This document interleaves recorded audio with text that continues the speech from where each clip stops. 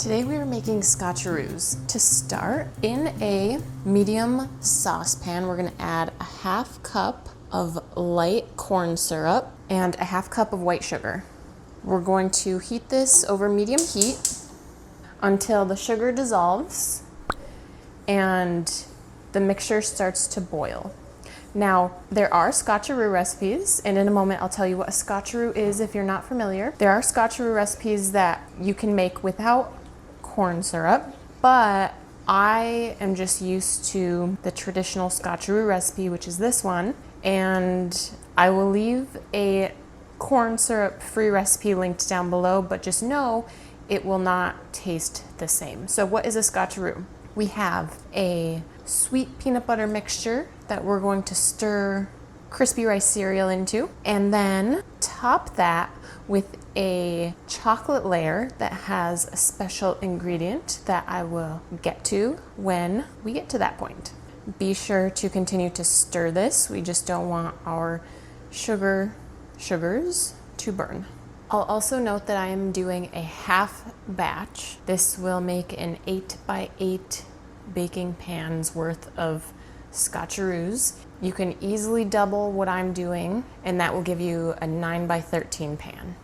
I'm starting to get a few bubbles around the edges.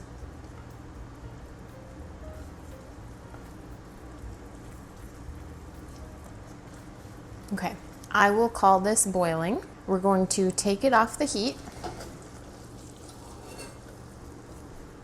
While it's still warm, we're going to add a half cup of creamy peanut butter. Get that stirred in.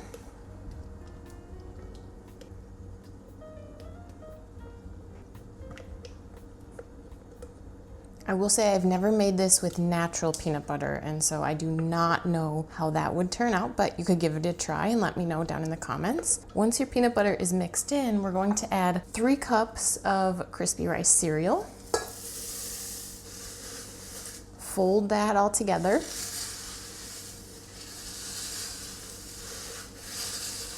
The original recipe has us doing the full batch, 6 cups of cereal in a 3-quart saucepan. I have a 3-quart saucepan here. I cannot imagine the mess I would make if I had made a full batch. So I would use a larger saucepan than 3 quarts for a full batch, just my suggestion. Okay, make sure you get all of that peanut butter mixture off of the bottom, especially off of the middle. And once all of your cereal is coated, you don't have any big globs of peanut butter with no cereal in it, we're going to get out our I have a prepared 8 by 8 baking dish here. Plop your cereal mixture in there. So you want to make sure your pan is greased or lined so that your bars don't stick. And then press your cereal into an even layer, filling up your pan.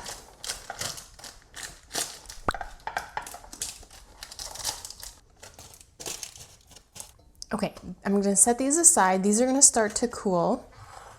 In the meantime, our chocolate layer. So we have a half cup of chocolate chips. I am using bittersweet or dark chocolate morsels just because these bars are sweet enough as it is, and I prefer something a little more balanced. And a half cup of butterscotch chips. That's the surprise ingredient if you're new to what Scotcheroos are. And so if you're like, I don't love butterscotch, trust me and just try it out. Mix with the chocolate, mix with the peanut butter, it just works. So we're told to melt these slowly together in a saucepan. I am going to melt them in the microwave. It'll just be a little faster. I can just use this bowl. So in a microwave safe bowl, I'm going to put these in 30-second increments. So 30 seconds stir, 30 seconds stir until it's melted and smooth.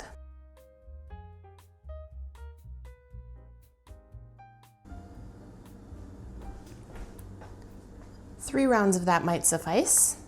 Oh yeah, for me, for sure. So whatever you're doing, if you're melting it on the stove top, over low heat, or in the microwave in a microwave safe bowl, make sure it's all melted and smooth. And once it is, we're gonna bring our bars back and pour our melted chocolate butterscotch over the top, spread it into an even layer, and let these bars cool. We're letting them cool so the chocolate sets up on top.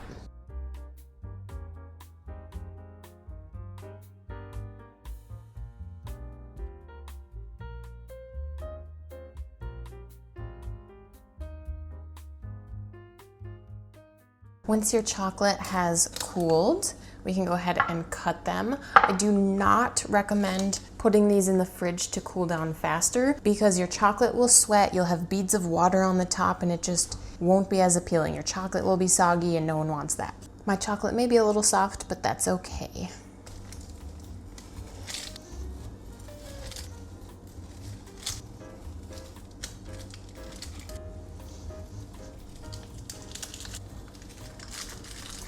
Expect these to be quite dense and chewy. So an awesome cereal layer topped with some yummy chocolate butterscotch. Let's give them a taste test. Classic flavor.